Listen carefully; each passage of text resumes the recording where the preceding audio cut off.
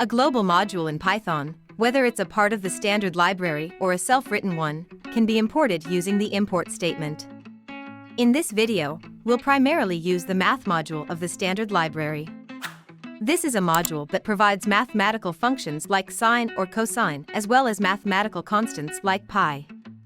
To take advantage of this functionality in a program, the import statement is used in this form.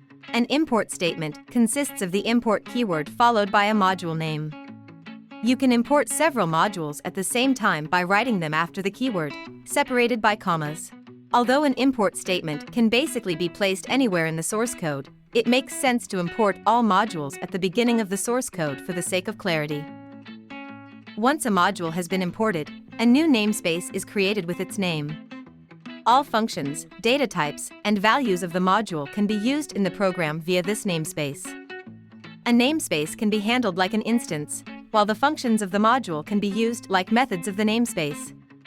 Thus, the following sample program imports the math module and calculates the sign of the number pi. It's possible to specify the namespace name using an import as statement. This new name is not an additional option. The math module is now accessible exclusively through the name mathematics. Furthermore, the import statement can be used in such a way that no separate namespace will be created for the imported module, but all elements of the module are imported in the global namespace of the program. Note that names starting with an underscore will not be imported in this way.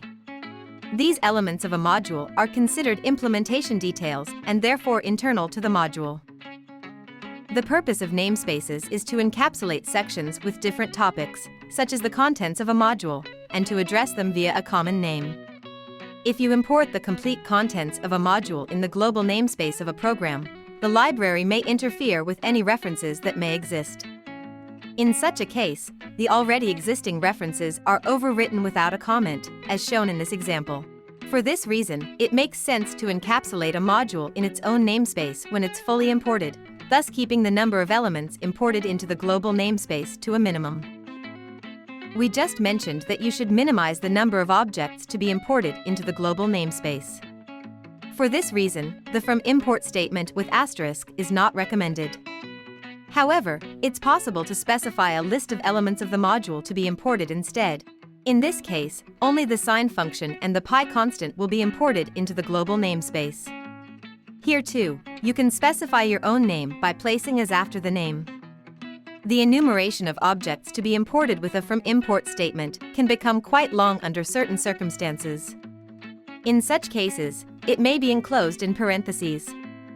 The advantage of this notation is that expressions in parentheses can be formatted in any way, including wrapping them across multiple lines.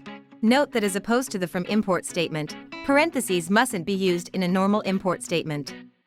To continue your learning, make sure to subscribe to our channel and hit the notification bell so you'll never miss out on a new video.